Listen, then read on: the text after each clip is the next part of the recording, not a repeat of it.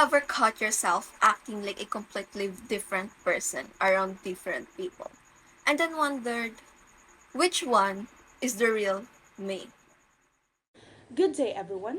Today, we're exploring the self concept in a psychological perspective, how we see ourselves, through Marcus and Wirth's 1986 social psychological lens. Far from a single static idea, the self concept is a dynamic, multifaceted system that shapes how we think, act, and connect with others. In the next few minutes, we'll unpack its structure, types, sources, and how it influences our social world. First, the multifaceted self concept. Let's start with what the self concept is.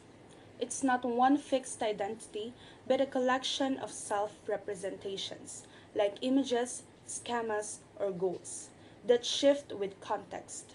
Think of it as a mental wardrobe. As a friend, you might be playful at a game night, comforting during a tough moment, or direct when someone needs a reality check. Why is this multifaceted view important? It captures our ability to adapt across roles student, friend, colleagues, making us versatile in social settings. This complexity shapes daily interactions. You're outgoing with friends but reserved at a new job.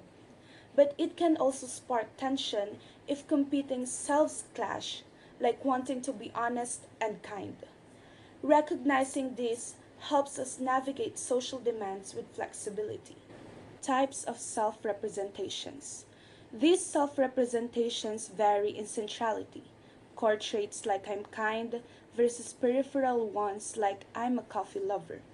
They also differ in valence, positive or negative, time, past, present, future, and nature, your actual self or who you are, ideal self, who you want to be, or ought self, who you should be.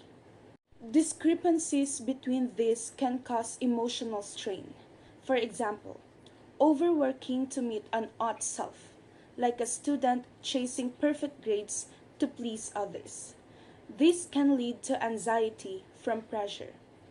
Balancing these selves is key to mental well being, helping us align our actions with who we truly are.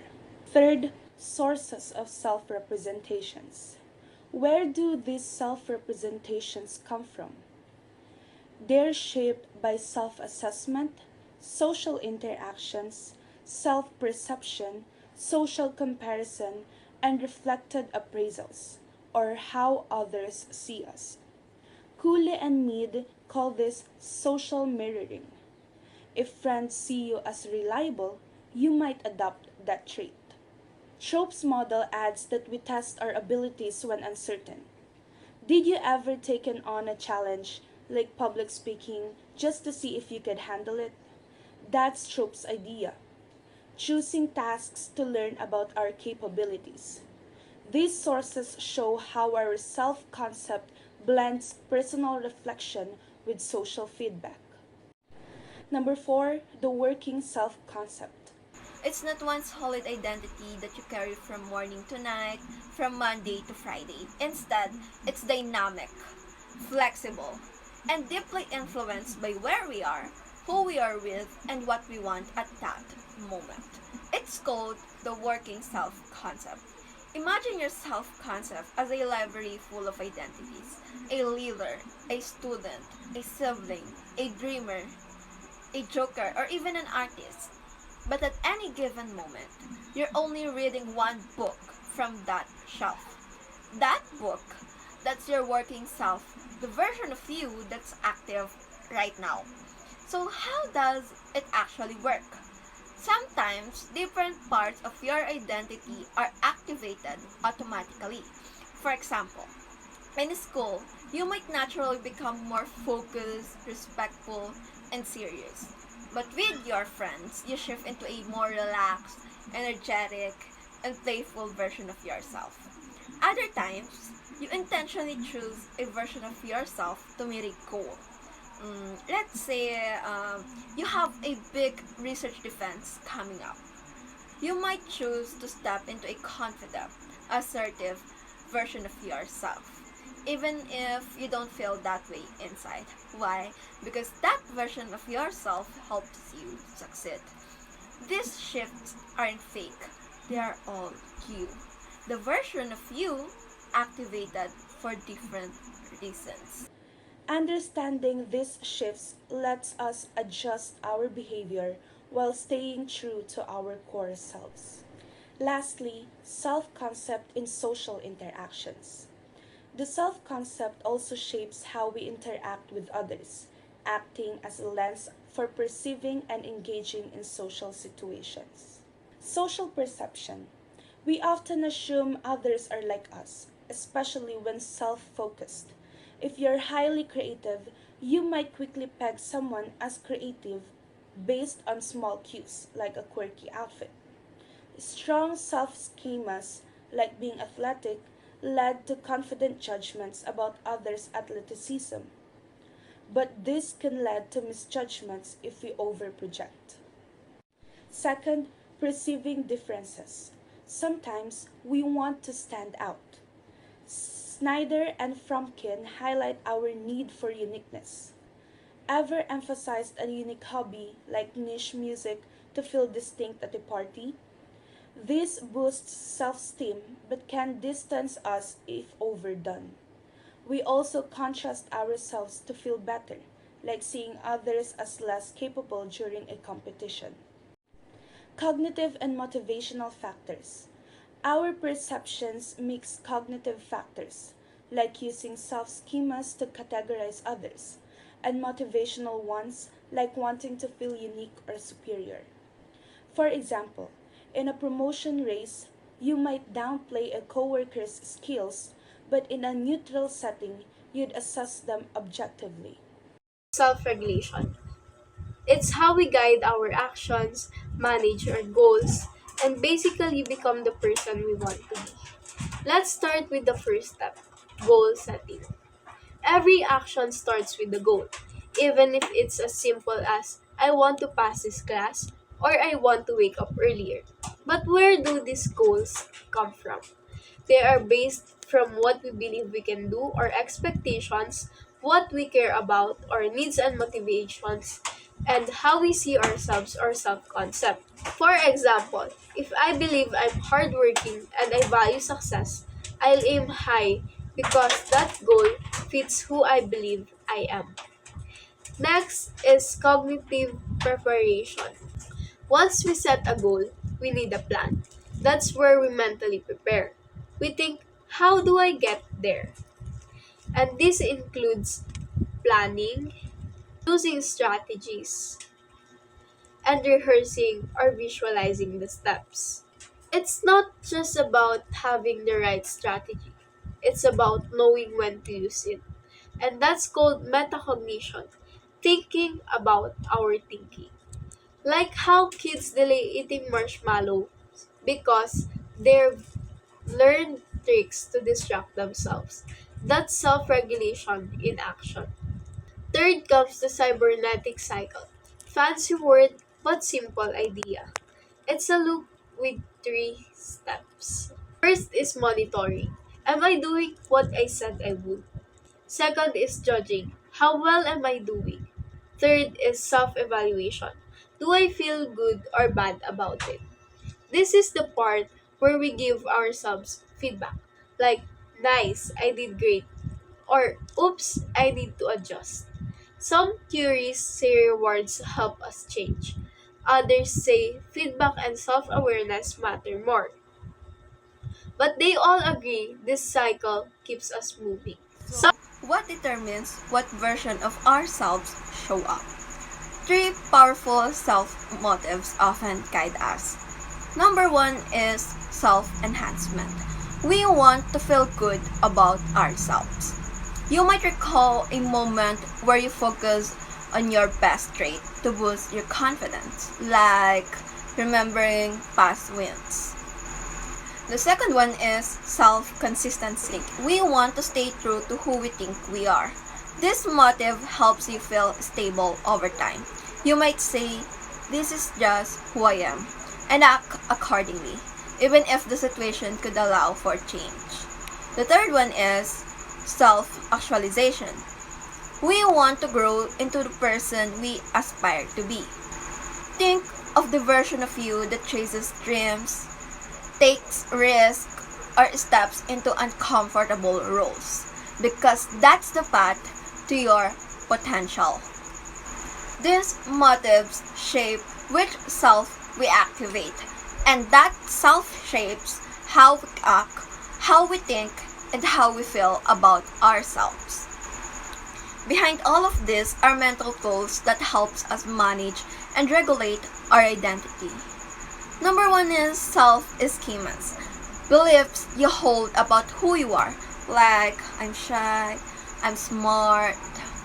The next one is possible selves. Visions of who you could become. The third one is scripts. Expectations for how to behave in certain situations. And the last one is standards and strategies. Your personal rules for how to behave. These tools help you navigate identity like a GPS, constantly adjusting based on a situation. We manage our identity in two big ways: intrapersonal and interpersonal. Intrapersonal regulation is how we handle our own thoughts and emotions. For example, when you coach yourself through anxiety, or when you silence self doubt to stay focused. Interpersonal regulations is how we interact with and compare ourselves to others. For example, when you present a certain image to fit in, or when you feel insecure seeing someone else succeed. Our sense of self influences the situations we choose and the people we connect with. Today, we'll explore how self knowledge, self monitoring, and personal goals shape these decisions, impacting our relationships and social experiences. First, self knowledge and situational choices. We use self knowledge to pick environments that align with our goals. People vary in self monitoring, how much they adjust their behavior to fit situations. Low self monitors prioritize authenticity, choosing settings that reflect their true selves, like an introvert picking a quiet coffee shop. High self monitors adapt to social cues, thriving in structured settings like networking events. Think about the time you chose a place that felt right for you. Did it reflect your personality or your goals? Self conceptions and partner choices. Our self conceptions also guide who we choose to interact with. Low self monitors pick partners based on shared values or traits, seeking authenticity. High self monitors choose partners based on situational fit, like someone who shines in specific activities. Relationship satisfaction often hinges on partners affirming our self concept or supporting our desired self. Our self concept and self monitoring style shape the situations and partners we choose. Low self monitors seek authenticity, while high self monitors adapt to social cues. These choices influence relationship satisfaction through self validation. Reflecting on these dynamics can help us make choices that lead to more fulfilling social lives. What's one choice you can make today to align your environment or relationships with your true self? Interaction strategies and reaction to feedback. Have you ever changed how you speak or act just because of who you are with? Maybe you are more polite with teachers, more relaxed with friends, or more reserved with strangers. That's not being fake, that's called an interaction strategy. Something we all do. It's how we adjust ourselves depending on the people around us or the impression we want to make. We're always thinking, even if it's unconscious, how will they see me? And once we've shown a part of ourselves, we open the door to something powerful: feedback. Sometimes feedback feels good. A compliment, a nod, a like, it confirms that we did something right. Our response depends on how that feedback matches our self view. If it fits, we feel understood. If it doesn't, we might question it or ignore it. Some people take feedback to heart, others brush it off, some reflect quietly, others react immediately. But no matter the response, feedback affects us.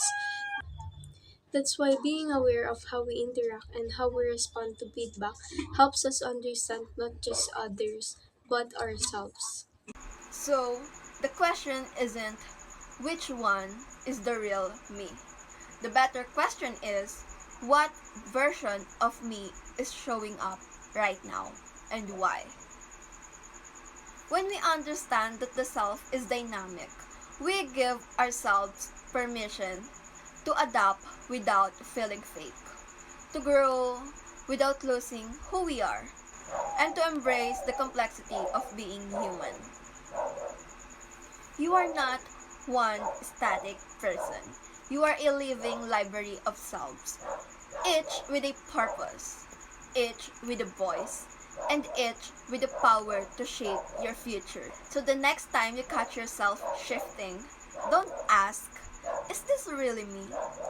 Instead, ask, which me do I need right now and who am I becoming?